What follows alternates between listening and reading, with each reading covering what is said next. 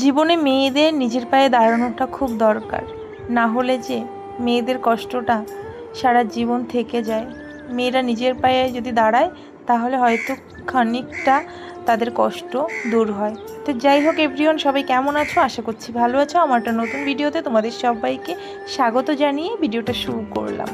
তো যাই হোক, ঘুম ভাঙা শুরু, কাজকর্মে লেগে গেছি। কারণ সকালবেলা ছেলে ঘুম থেকে উঠে বলছে, মা আমার খুব খিদে পেয়েছে, আমাকে কিছু করে দাও।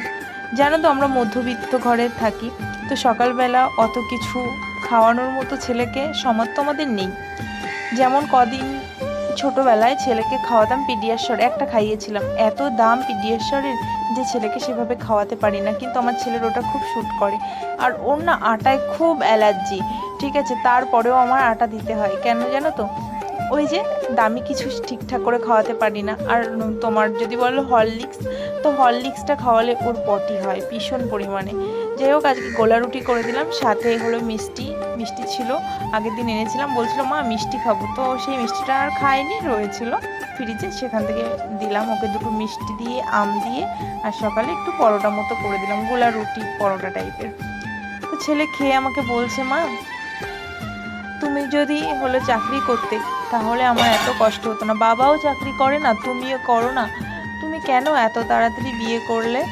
তুমি তো দেরি করে বিয়ে করতে পারতে, তুমি তো কত লম্বা, তাহলে তুমি তো পুলিশের চাকরি করতে পারতে। আমি ছেলেকে বললাম, বাবা আমি তো অনেক গরিব ঘরের জন্ম, আমাদের অত স্বপ্ন দেখতে নেই বাবা। কারণ আমার বাবা একটা মানুষ কাজ করতো, আমরা 6টা মানুষ খেতাম ঠিকঠাক করে, না 11 ক্লাসে বইও কিনতে পারিনি। তোমাদের সাথে চলো একটা জিনিস শেয়ার করি। আমি একদিন টিউশনে গেছিলাম একটা ছিঁড়া জুতো পরে। আমার বন্ধু বান্ধবরা সেখানে দেখে আমাকে হাসি ঠাট্টা করেছিল যে তোর বাবা একটা ছেঁড়া জুতো পরে এসছিস, একটা জুতোও কিনে দিতে পারে না। তো সেদিন আমার না খুব কষ্ট লেগেছিল। বাড়ি এসে মাকে বলছি, আমি আর টিউশনে যাব না, জানো তো তোমরা একটা জুতো কিনে দিতে পারো না, আমার সবাই হাসাহাসি করে।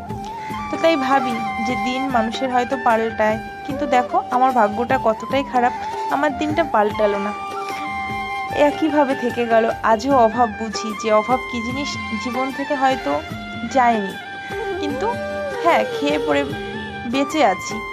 তাই খুব কষ্ট লাগে এই দিনগুলোর কথা ভাবলে। আর ছেলে যখন এখন বলে, তো বিশ্বাস করো আমার একটা পেজ ছিল, ফেসবুক পেজ, সেখান থেকে আমি একটু টুকটাক আর্নিং করতাম, ছেলেকে ভালো মতোই যা চাইতো দিতে পারতাম। কিন্তু এখন সেই পেজটা এতটাই ডাউন যে আমি সেই পেজ থেকে আর্নিংও করতে পারি না।